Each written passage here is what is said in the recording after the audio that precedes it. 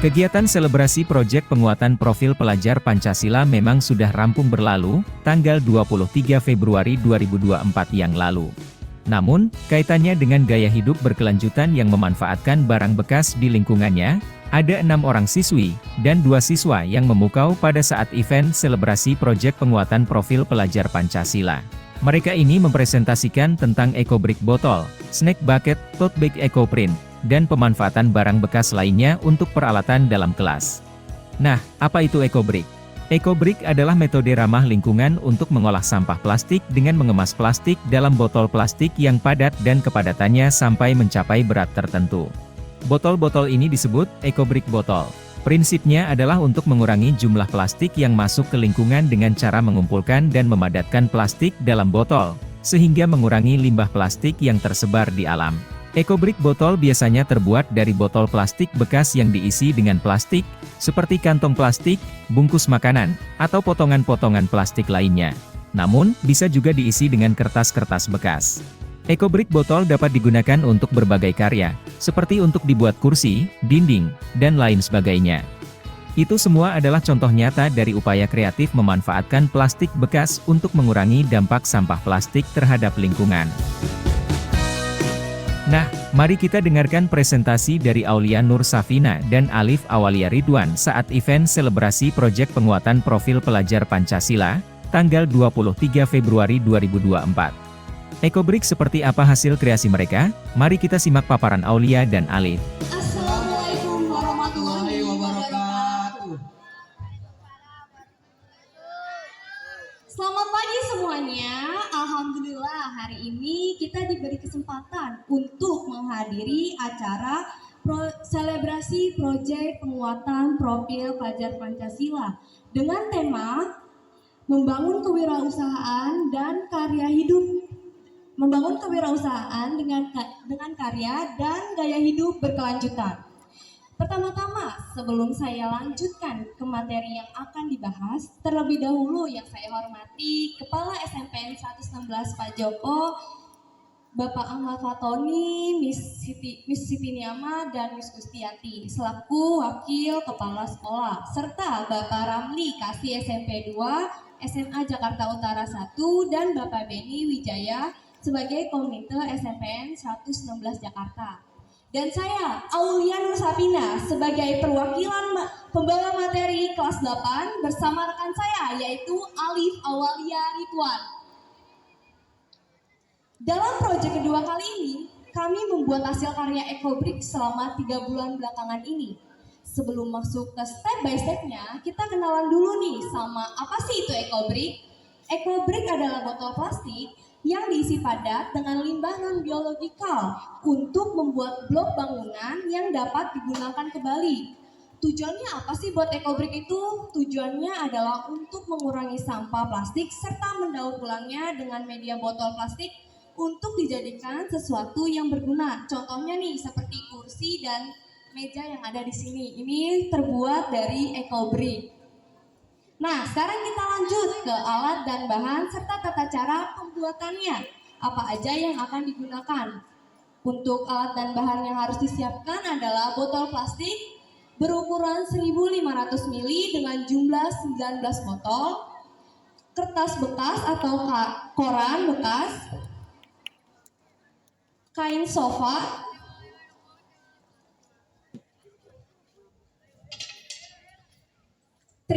ini kain sofa ya guys.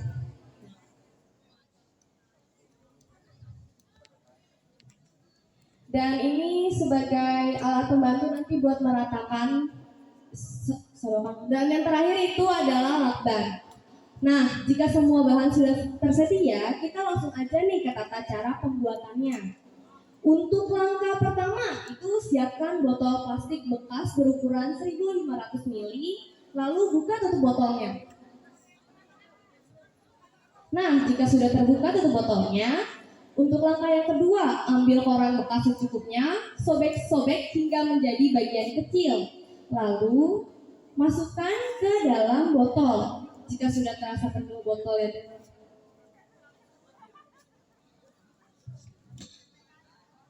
Nah, jika Lalu masukkan koran ke dalam botol. Pokoknya ini masukin korannya ke dalam botol itu harus sampai penuh ya guys. Jika udah penuh, terus ambil kayu. Nah, ambil kayu itu untuk meratakan botol yang berisi koran sampai terasa padat botolnya. Nah, ulangi hal tersebut ke 18 botol lainnya. Untuk langkah yang ketiga, lakban masing-masing 2 botol. Ya sudah jadi, ini kalau udah jadinya kayak gini ya. Ini udah terisi sama koran dan ini juga padat. Terus dilakban.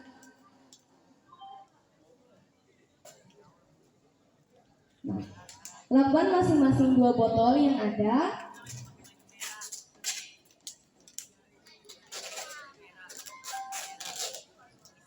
Nah,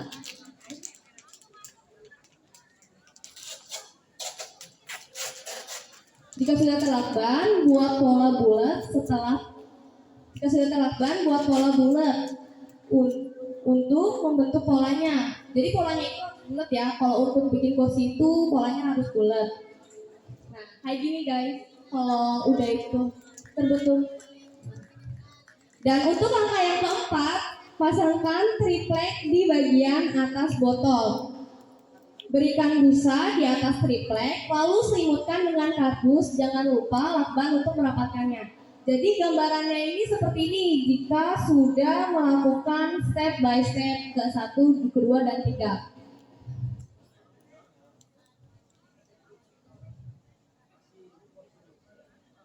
Untuk langkah yang keempat, ini yang terakhir ya.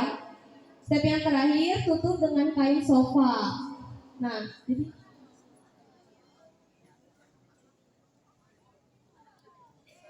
seperti itu guys.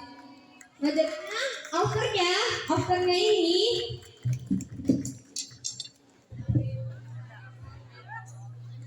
ini kayak gini.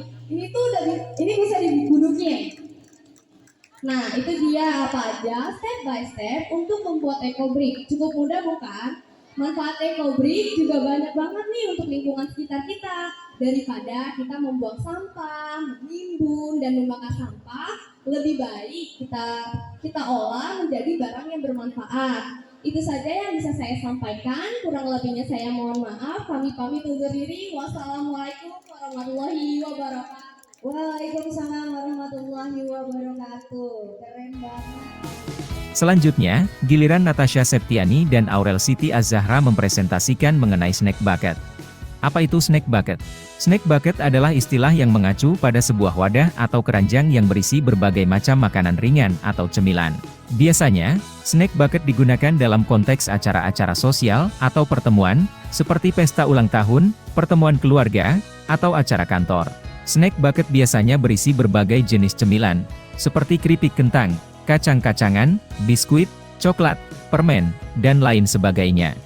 Snack bucket bisa disusun dengan berbagai model atau tampilan, tergantung pada preferensi dan kebutuhan acara tersebut. Beberapa orang mungkin menyusun snack bucket dengan produk tertentu, tapi ada juga yang lebih suka menata snack bucket dengan bahan cemilan favorit semua orang. Lantas, bagaimana dengan Natasha dan Aurel? Mari kita lihat jenis snack bucket apa yang mereka kreasikan pada kegiatan P5 ini. Selengkapnya, kita dengarkan dengan seksama paparannya.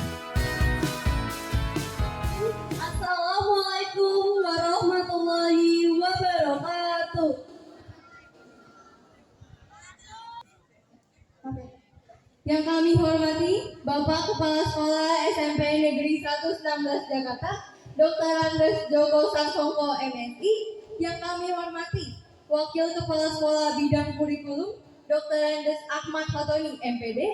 Yang kami hormati Wakil Kepala Sekolah Bidang Kesiswaan, Ibu Gustiati SPD. Yang kami hormati Wakil Kepala Sekolah Bidang Sarana dan Prasarana, Ibu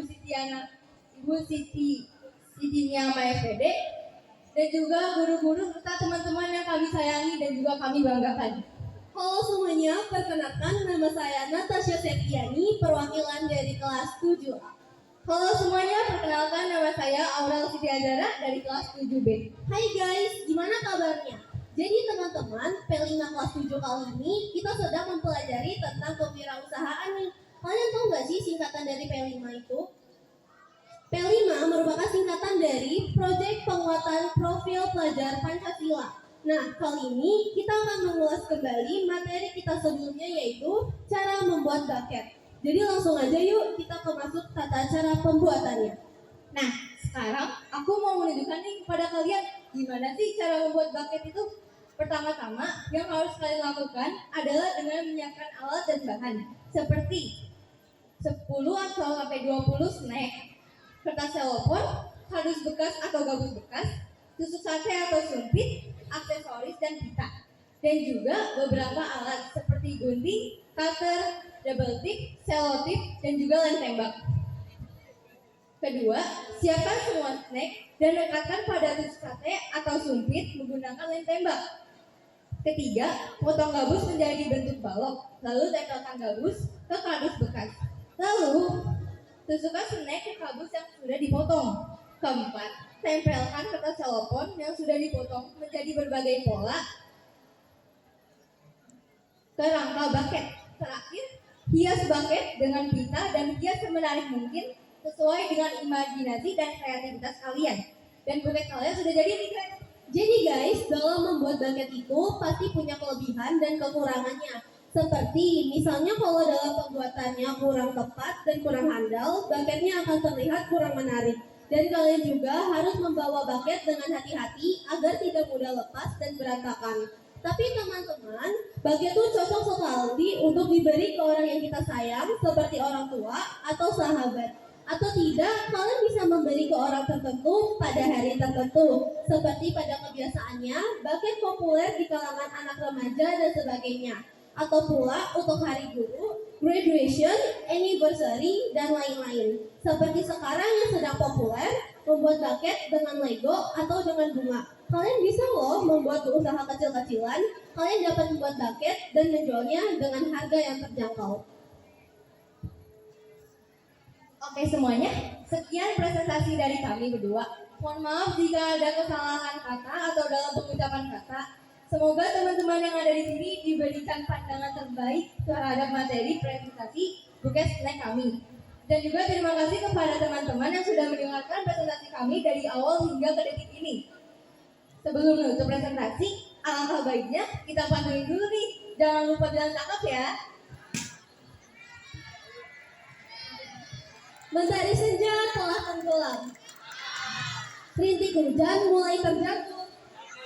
Kami tutup presentasi dengan salam. Wassalamualaikum warahmatullahi wabarakatuh. Waalaikumsalam warahmatullahi wabarakatuh. Keren banget Natasha dan juga Aurel yang telah mempresentasikan Berikutnya, hasil dari tentang tote bag EcoPrint. kewirausahaan. Apa itu tote bag EcoPrint? Tote bag EcoPrint adalah tote bag yang dicetak menggunakan teknik EcoPrinting, yang merupakan metode pencetakan alami yang ramah lingkungan. Kreasi ini diimplementasikan dengan cara mentransfer pigmen dari bahan organik ke kain dengan menggunakan panas dan tekanan, tanpa menggunakan tinta atau bahan kimia tambahan. Tote bag EcoPrint biasanya memiliki desain yang unik dan alami, terinspirasi dari pola dan tekstur tanaman yang digunakan dalam proses pencetakan. Tote bag EcoPrint sering juga dijadikan pilihan produk bagi mereka yang peduli akan lingkungan dan ingin memiliki produk yang ramah lingkungan dan dengan sentuhan alami. Tapi, seperti apa tote bag EcoPrint yang ada di saat kegiatan P5? Mari kita ikuti paparan dari Ayumi Syafana Huseng dan Nafara Yumna Ashari. Kita simak dengan seksama paparan siswa-siswi hebat dari SMP Negeri 116 Jakarta. Kami akan mempresentasikan tentang pembuatan EcoPrint. Berikut caranya. Bahan-bahan yang perlu disiapkan. Bahan-bahan yang perlu disiapkan adalah tote bag, daun serta bunga, ulekan, mika, dan tawa. Proses pembuatannya adalah pertama-tama siapkan tote bag, kedua masukkan mika ke dalam tote bag, ketiga tempelkan daun serta bunga di atas tote bag, keempat lapisi oleh mika kembali, kelima tekan menggunakan ulekan hingga daunnya menyerap ke tote bag. Kelima, Keenam, lalu diamkan selama 15 menit di bawah sinar matahari. Ketujuh, dan siapkan tawas yang sudah dilarutkan dengan air hangat. Kedelapan, lalu rendam tote bag ke dalam air tawas yang sudah dilarutkan. Terakhir, jemur tote bag tanpa terkena sinar matahari. Nah, ekoprint kita sudah jadi. Kita bisa mengubah sampah daun yang berjatuhan, bisa diolah menjadi bahan yang berguna, contohnya seperti Yang terakhir, tapi tidak kalah menarik dan hebat, yaitu Kisha Aulia Rahma Putri dan Nicholas Tampu Bolon. Keduanya akan memaparkan tentang pemanfaatan bahan bekas untuk dijadikan produk baru yang berguna.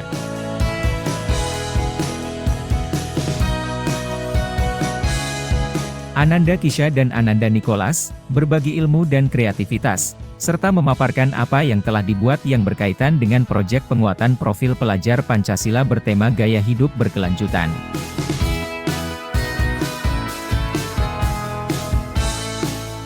Kita simak bersama. Assalamualaikum warahmatullahi wabarakatuh. Selamat pagi dan salam sejahtera untuk kita semua. Yang terhormat Kepala SMP Negeri 116 Bapak Joko Sasongko MSI dan serta para wakil, Dewan Guru dan para staf SMP Negeri 116. Seperti kata pepatah, tak kenal maka tak sayang. Perkenalkan saya Kisha Aulia Rahma Putri, di sebelah saya ada Nicholas. Berdirinya kami di sini untuk memberitahu bagaimana proses pembuatan peralatan kelas yang bahan dasarnya atau bahan utamanya adalah kardus. Dan kami mengedukasi cara mengelola dan memilah sampah dengan baik. Pasti di sini pasti ada barang-barang yang sampah yang dibuang nggak dipakai lagi, nggak bisa didaur ulang. Tapi dengan ini kami memanfaatkan untuk mendaur ulang. Dan juga bagaimana cara kami mendaur ulang sampah menjadi bahan baru yang dapat digunakan untuk menjadi pembuatan produk baru. Pertama, kami membuat tempat pensil. Pertama, alat dan bahan yang kami gunakan adalah penggaris, cutter, pensil, kardus, lem, dan hiasan. Pertama, kami membuat alasan untuk menaruh alasnya. Yang kedua, kami membuat bagian untuk menaruh pensil, pulpen, dan penggaris. Lalu kami lapisi dengan kertas kado dan memberi hiasan sedikit. Yang kedua, kami membuat kotak P3K.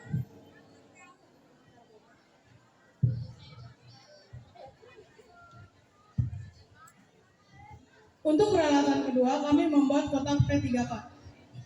Alat dan bahan dari kotak P3K adalah gunting, penggaris, cutter, lem tembak. Dan bahannya adalah kardus, karton, dan mika.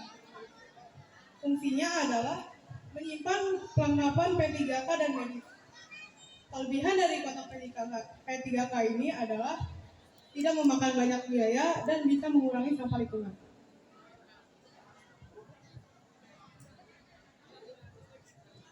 Ketiga, kami membuat tempat laci penyimpanan. Di sini kita menyiapkan laci penyimpanan. Dari bahan dasarnya adalah kardus. Pasti di sini gunanya buat apa sih? Di sini kita menggunakan dari sampah sekolah, lalu kami ubah menjadi laci penyimpanan yang bisa dipakai di dalam kelas.